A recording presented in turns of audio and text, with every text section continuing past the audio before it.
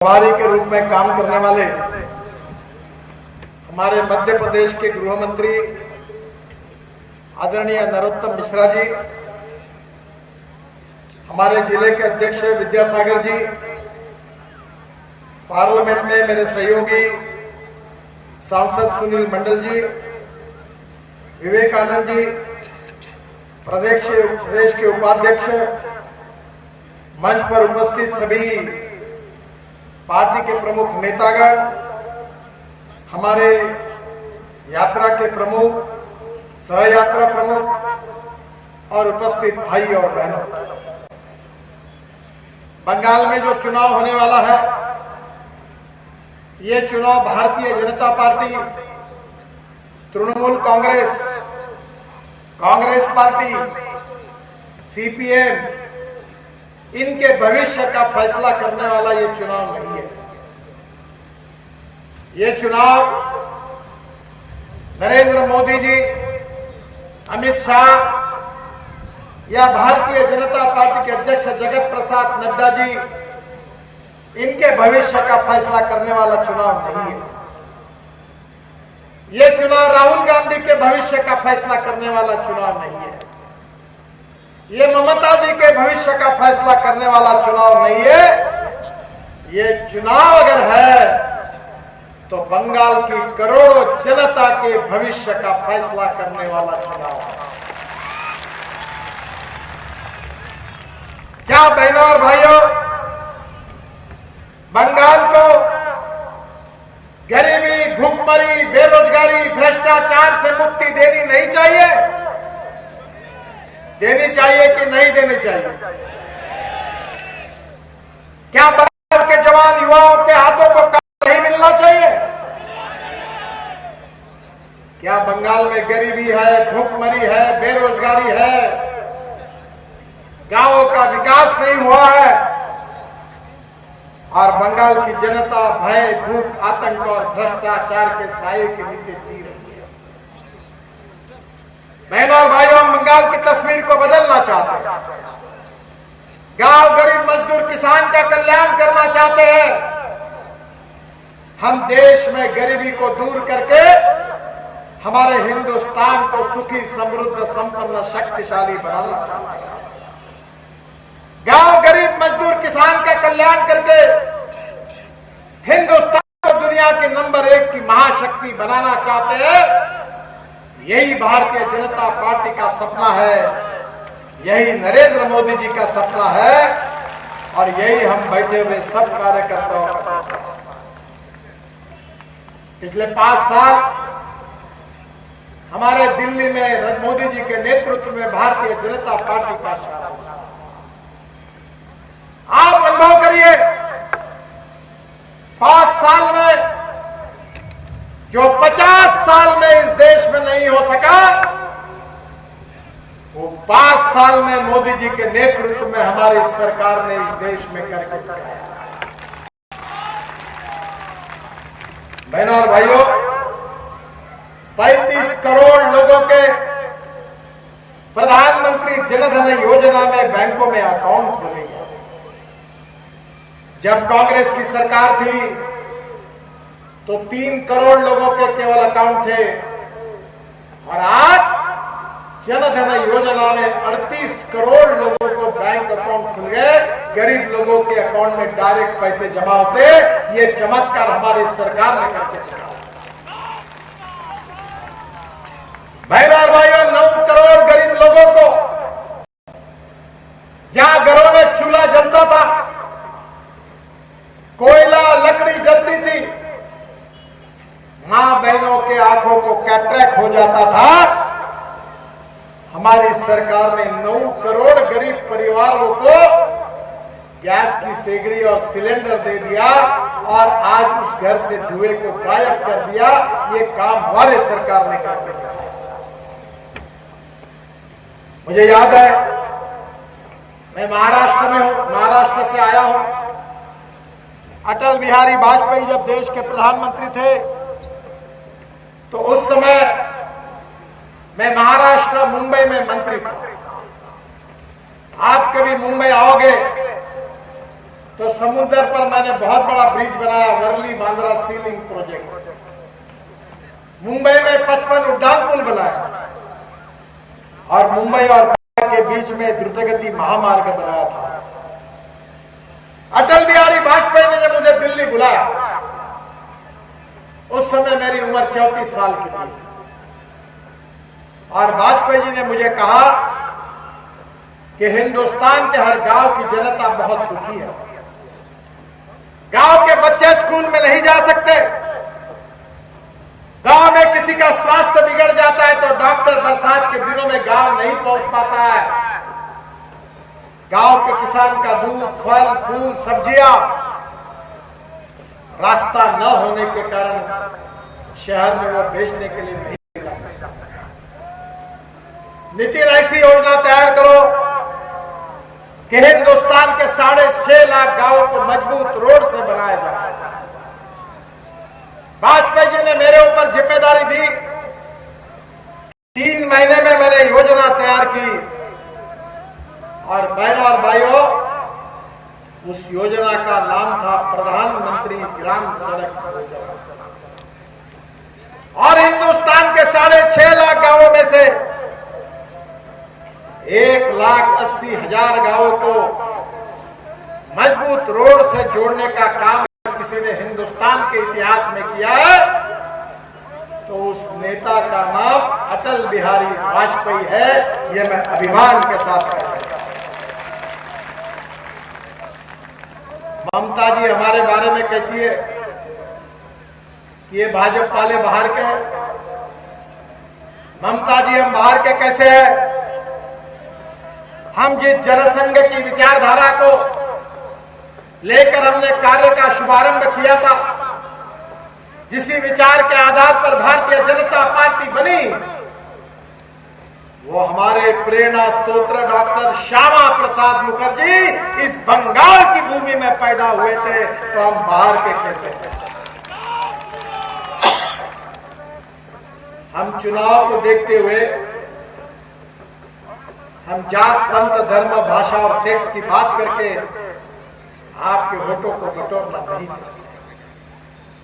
अलग भाषा, अलग वेश, फिर भी हमारा एक देश। कश्मीर हो या गुवाहाटी, अपना देश, अपनी माटी। बंगाल की संस्कृति, बंगाल का इतिहास, बंगाल की जो भी कोई संस्कृति, कलाएं है, वो बंगाल की तो है ही, और वो हमारे देश की भी है। बहनों और भाइयों, हम देश को तोड़ना नहीं चाहते, हम देश को जोड़ना चाहते हैं। हमारे विचारों में डॉक्टर श्यामा प्रसाद मुखर्जी, पंडित दीनदयाल उपाध्याय और अटल बिहारी वाजपेयी जी ने हमको यही सिखाया है कि हम 2-4 रहे न रहे, पर तेरा वैभव अमर रहे मां। ये देश आगे जाए, ये देश की तरक्की हो, ये देश के गांव, गरीब, मजदूर, किसान का कल्याण हो, यही हमारा विचार है, यही हमारी प्रेरणा है और यही हमारा उद्देश्य है। बहनों और भाइयों, बड़े तेजी से देश बदल रहा है, पर देश के साथ क्या बंगाल को नहीं बदलना? और बंगाल को बदलना होगा चाहिए। अगर आपको लगता है तो परिवर्तन करना जनता का लोकतांत्रिक अधिकार है। अनेक सालों तक आपने लाल झंडे वालों को अपनाया, सीपीएम की सरकार को आपने देखा। अनेक सालों तक आपने कांग्रेस को मौका दिया था और 10 साल से भी ज्यादा समय आपने ममता जी को दिया है, पर बंगाल सुधर नहीं पाया। युवाओं को रोजगार नहीं है, किसानों को उनके फसल के सही दाम नहीं मिल रहे हैं, गांव, गरीब, मजदूर, किसान दुखी है, गांव में स्वास्थ्य की सुविधाएं पर्याप्त नहीं है, अच्छे रोड नहीं है और बंगाल के जवान लोगों के हाथों को काम नहीं है। बहनों और भाइयों, हम बंगाल को बदलना चाहते हैं। मैं खुद मेरे विभाग से 1 लाख करोड़ से ज्यादा काम रोड के बंगाल में कर रहा हूं, पर बंगाल की सरकार अगर लैंड एक्विजिशन नहीं करेगी तो मैं काम कैसे कर सकता हूं? तृणमूल कांग्रेस के एमपी मेरे पास आए कि ये काम कर दो, मैं बताता हूं पैसा भी है, काम भी कर देता हूं, पर अगर लैंड एक्विजिशन नहीं होगा, सरकार नहीं करेगी तो मैं रोड कहां से बनाऊंगा? बहनों और भाइयों, मुझे खुशी हुई है कि बांकुरा से पुरुलिया तक 341 किलोमीटर की लागत से 84 किलोमीटर का मार्ग हमारे राष्ट्रीय महामार्ग की ओर से हमने बनाकर पूरा किया है। पश्चिम बंगाल के आसनसोल, दुर्गापुर तथा झारखंड के लिए इसके लिए कनेक्टिविटी बेहतर होगी। कम विकसित पुरुलिया जिला जो पिछड़ा हुआ है, उसका मुख्य औद्योगिक क्षेत्रों से संपर्क हो जाएगा और जिसके कारण इस जिले के लोगों को रोजगार मिलेगा। पुरुलिया से चांडिल तक 709 करोड़ रुपए की लागत से 74 किलोमीटर के मार्ग निर्माण करने का हमने निर्णय किया है। काम को अवार्ड कर दिया है, काम शुरू हो जाएगा और जून 2022 तक ये काम पूरा हो जाएगा, ये वचन मैं आपको देता हूं। यह मार्ग बनने से झारखंड के रायगंज, धनबाद, बोकारो से होकर पुरुलिया होते हुए चांडिल तक जाएगा।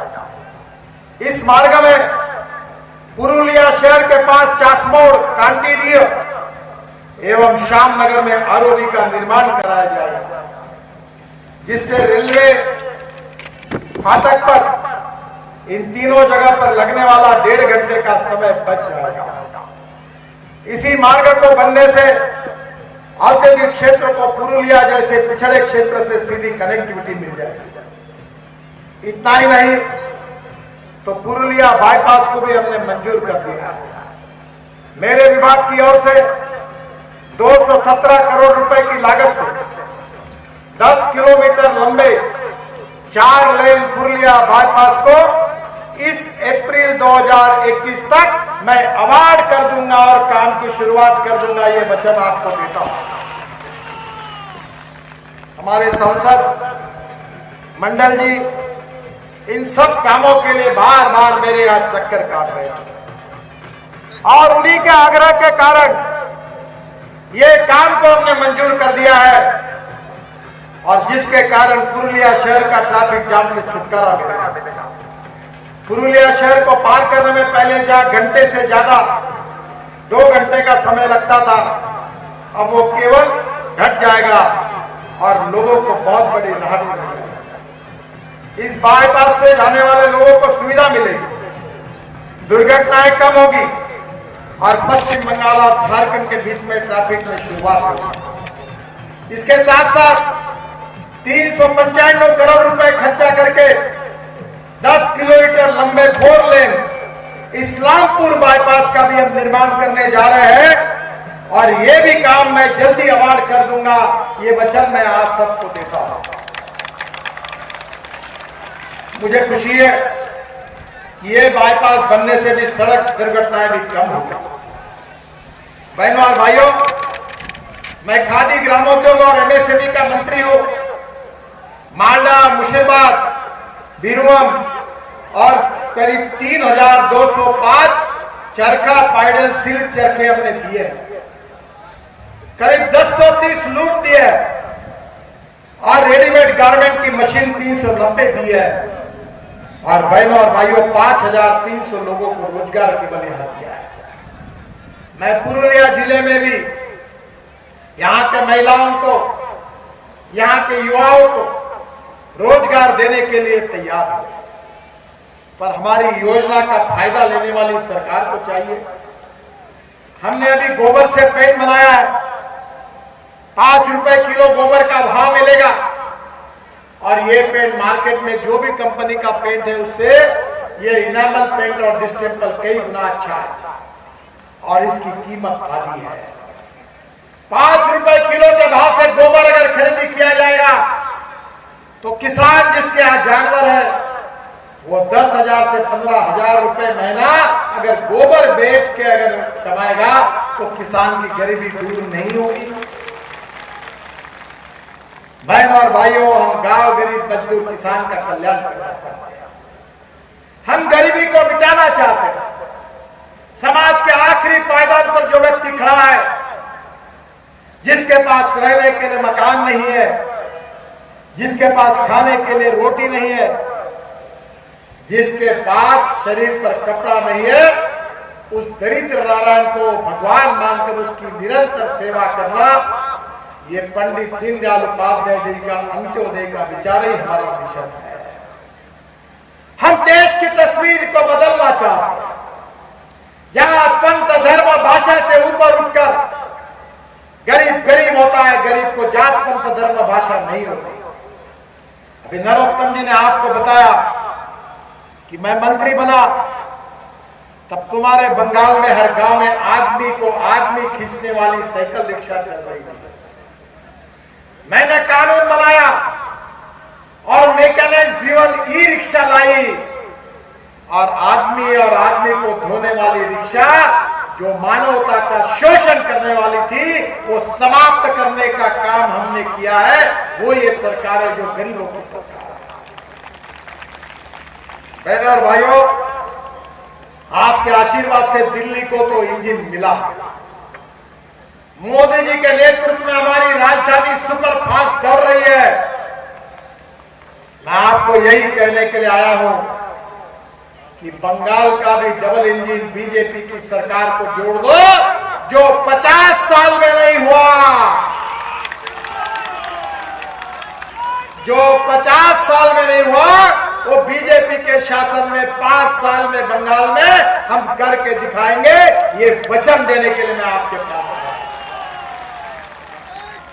आपके आशीर्वाद चाहिए, आपका समर्थन चाहिए, और आप में इतनी ताकत है कि मेरा विश्वास है, चुनाव के दिन सुबह उठिए, आपका जो भी भगवान है उसका दर्शन करिए, और चुनाव केंद्र पर जाइए, मतदान केंद्र पर, और कमल की बटन दबाइए। ऐसा करंट लगेगा कि ममता जी अपने कुर्सी से 2 फुट ऊपर उठ जाएगी। बस ये करंट लगा दो और फिर देखो विकास के बल्ब कैसे आपके घरों में जलेंगे। बंगाल की तस्वीर बदल जाएगी। गांव गरीब मजदूर किसान का कल्याण होगा। महिला पुरुषों को रोजगार मिलेगा, युवाओं को रोजगार मिलेगा, और सुखी समृद्ध संपन्न बंगाल हिंदुस्तान के प्रगतिशील और समृद्ध राज्यों में निर्माण होगा। इसी बात के लिए आपका आशीर्वाद मांगने के लिए मैं आया। आपका आशीर्वाद दीजिए, भारतीय जनता पार्टी को जिताइए और बंगाल की तस्वीर को बदलने का काम करिए। तख्त बदल दो, ताज बदल दो, भ्रष्टाचारियों का राज बदल दो। ना रहेगा गरीबी, ना रहेगी भूखमरी, ना रहेगा भ्रष्टाचार, ना रहेगा आतंक। गरीबों की सरकार होगी, गरीबों का आवाज। नमस्कार, मैं हूं मानक गुप्ता। अगर आपको हमारा ये वीडियो पसंद आया हो तो इसे लाइक और शेयर जरूर करें, और हाँ, हमें सब्सक्राइब और फॉलो करना ना भूलें, ताकि आप देश और दुनिया की कोई खबर मिस ना करें। तो जुड़े रहिए हमारे साथ और देखते रहिए News 24।